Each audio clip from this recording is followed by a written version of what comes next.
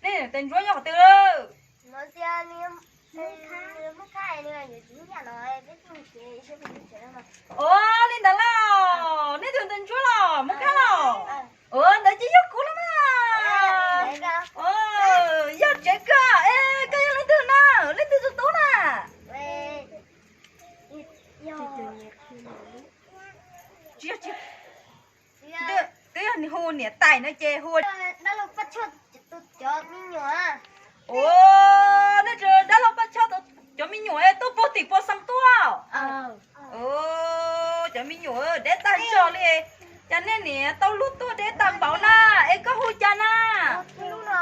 tôi luôn cái này con liên à em tôi nói này con bùa tôi nói này mua ra một lúa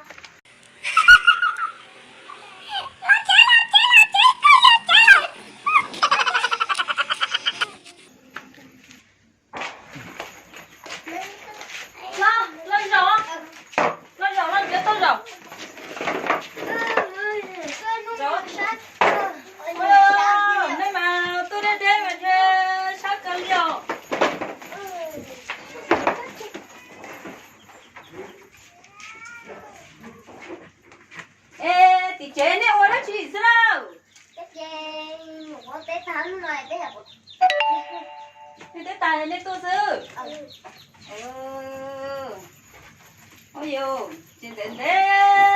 cái này tôi lọt. Chị con nên liều, mình tôi luôn rồi.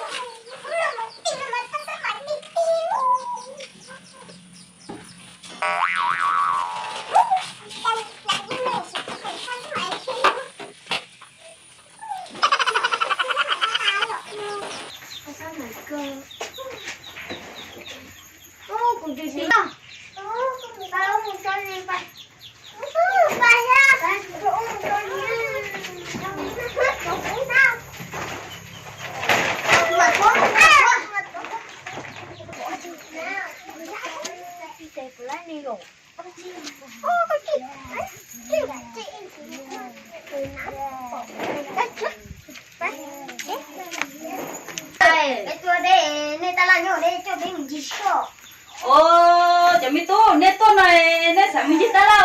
hả ô ta là cô nhớ chỉ đến nào thêm mà mình chỉ là cũng muốn gì mà mi tu sợ bé cho đó là cho mình nhổ mưa ta là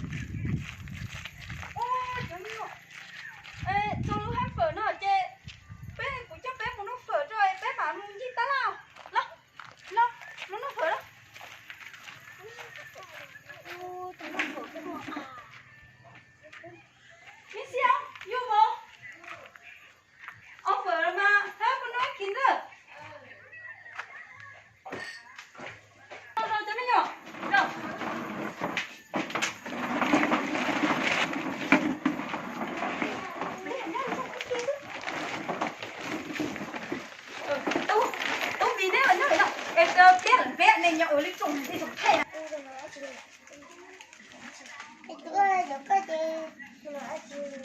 Ô, chỗ có chè, nó phở chè, muốn cho phở ông biết tôi à?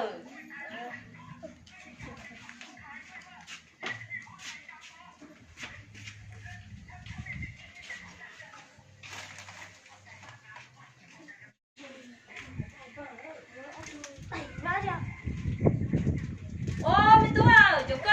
chè như khăn nồng à? Cái chị tấm lên đuôi đi nào? Ô, cái chị tấm lên chè, cũng mà đi vô đây lên nó nào mà? Cái gì nó hả? Chị tôi sai chè lắm, lại cũng muốn vào lên là, nó con nào? Biết tôi? Con này à? Mấy bữa? Tay bữa? Con sao? Đâu?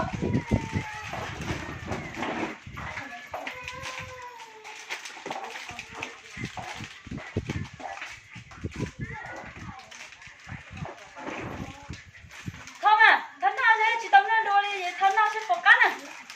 Người ta yếu ở chơi cả chín năm đó.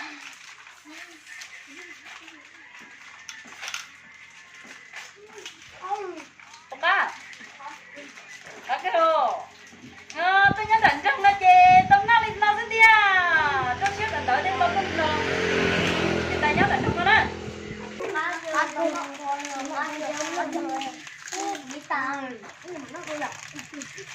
cái gì nó cửa tay mà cho nên mua giờ cho nó được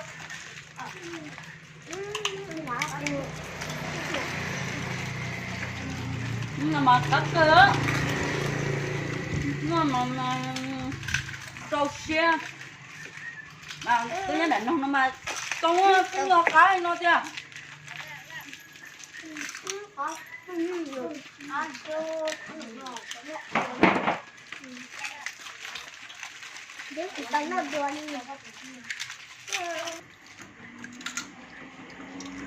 ô chú phải lo mà rút tay bay mình rút tay ra mà luôn đó tôi lo mình rút tay ra đấy sẽ đem mình rút tay nó đó nè mà lên đó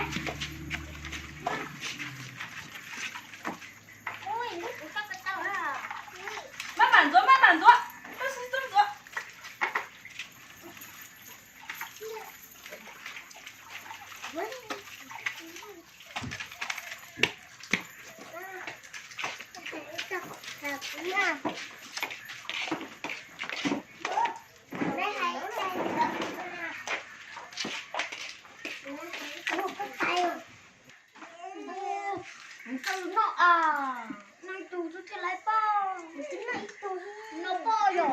nó tụi người xích tay nó lấy không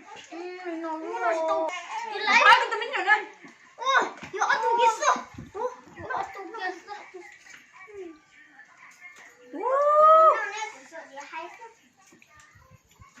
chị chân đó là sự chị hay lo tao mà ê chụp kia là lúc tay nó chị nó ngon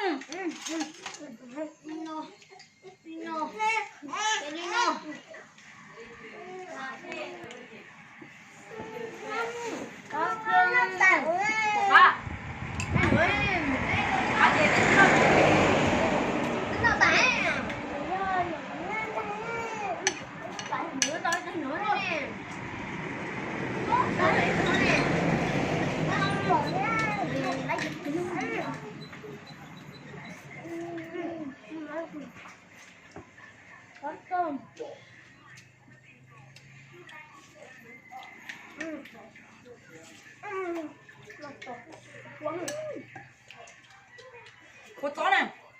nó cột chó đâu cá cờ này tính là cột chó rồi thế à để cá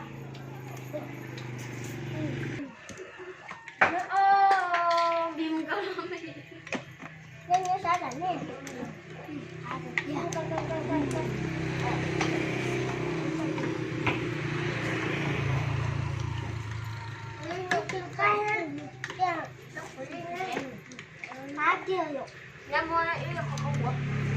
không có nhá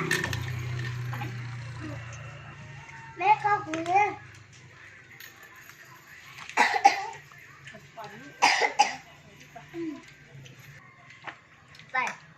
nó mua chè Ồ. mua chè bên nó phun ta có cho bên dừa Chẳng mua ấy mà. Cô ơi, ta nói mình chuyện đã hay giúp đi nó phải ta cũng mà cho bé mình gì.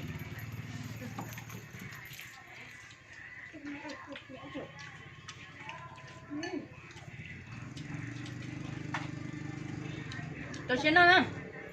Tôi xem nó.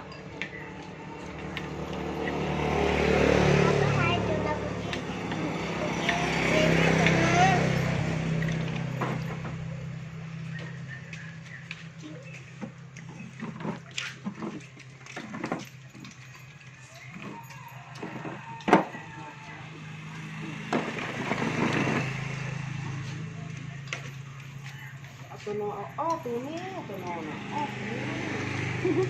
เร็ว Chỉ có nó ốc tua. Nó ít tua ha.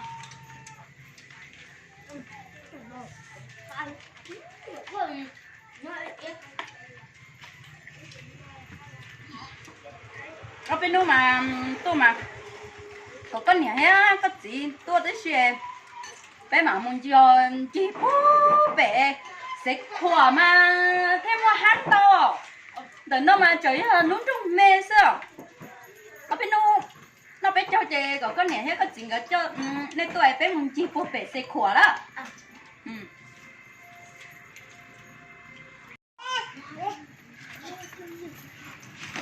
Ta đã chị đẹp hẳn là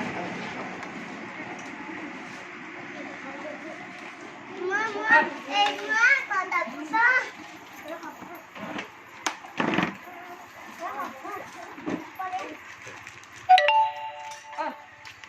nó gì bé giọng mình chỉ ta ra đây bé mà đã có tôi nói đồ nè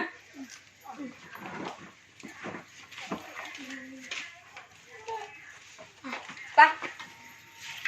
ba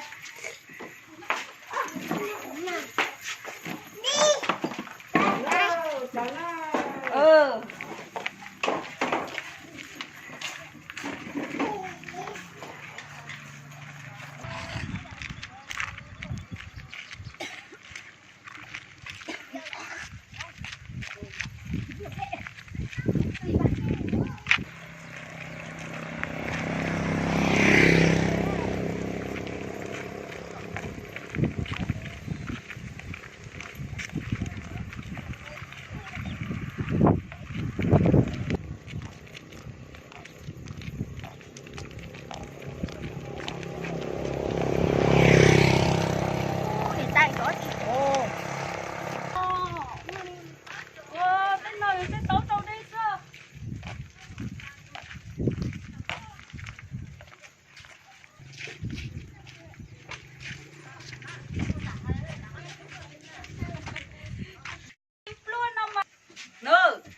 sợ bỏ ná đợt trong nó chê thế nó chê sơ cú thế nè ở bên nó cho sẽ có nhà này hay có nè có chuyện có tuổi bên mình vô tới sơ cú nó trong này cho xuống tới hò mình xài hò mình tô lô hò có xem mà tên nào mà cú là một câu rung không lẩu chỉ bút tôi san nhiều nó chê lẩu vô tới tư chê hay lẩu mà muốn lo xứ hò nó mà cú mà lợi với cần sung đi nó giờ nó đi gì giờ tôi sẽ khánh đồng tay nhau nhân nó sẽ nên sẵn nó giờ tôi chê cả chiếc khánh à cả chiếc khai em này tay mà thấy nhau sẽ nhìn nó giờ tôi lo cả chiếc khai cả ta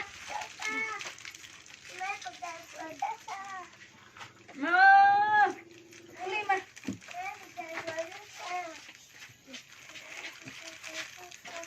Dạ, dạ sẽ xì có tư nè. Chị nó nói với cách thôi á, chị nói nè. Có gì chị nói sao đấy? Vậy chị nói chị vô.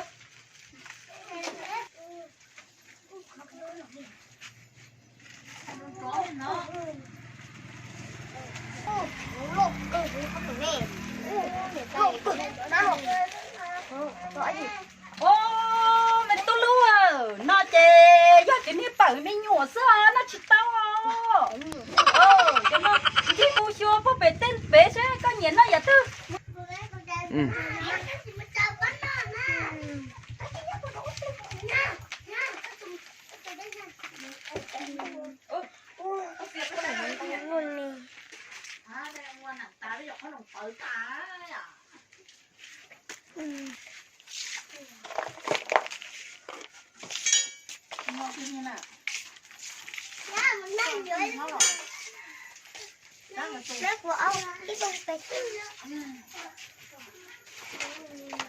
sẽ có một quả hậu xếp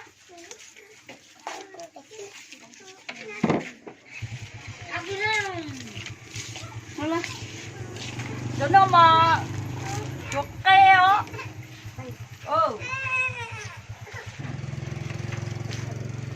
mình tôi rồi sao giờ nó mà sao giờ nó sẽ học cái gì chờ nó chỉ nói bó chả có phải rồi đi luôn từ từ nè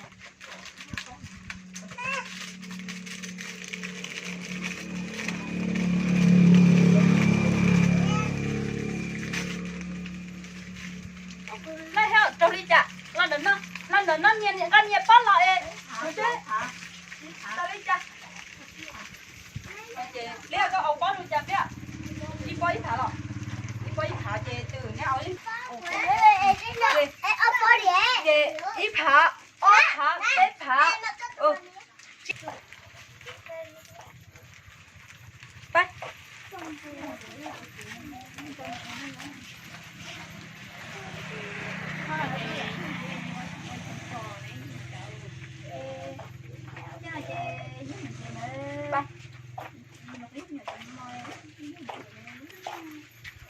nên nó sao bây giờ thế là muốn chia có tin gì hết là nhá muốn chia sữa cho nên tôi chỉ trả nó rồi chê muốn chia phải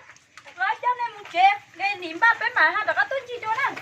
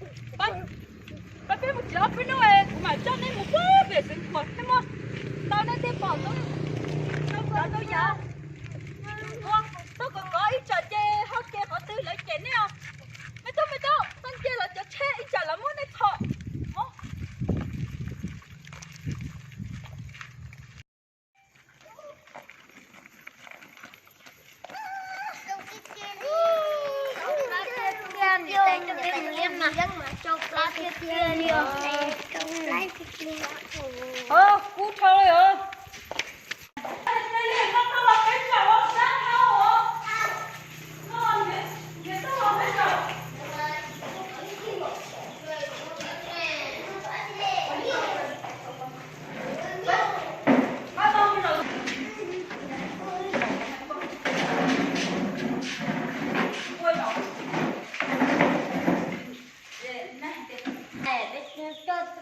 cho cái mình nhìn dưới chị có tôi cho cái mình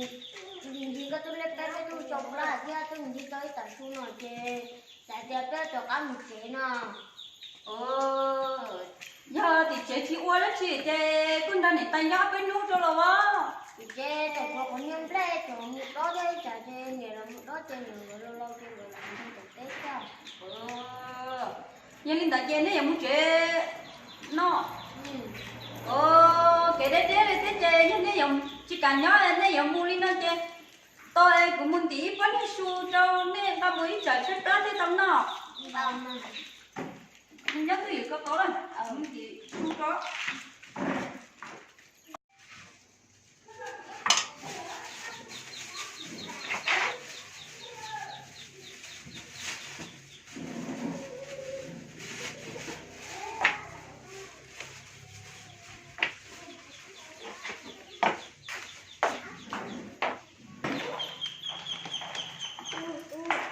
nè dùng một chế chúng tôi chỉ cho nè cái cũng nghĩ nhau là cái tiền này ha có gì một con nó cho nè mua cho tôi chết lá là nè mà mất không nó mất cái đó rồi mất cho hỏi thế này không mua áo bên nuôi hai con nhẹ có gì nè để bắt tôi sách nó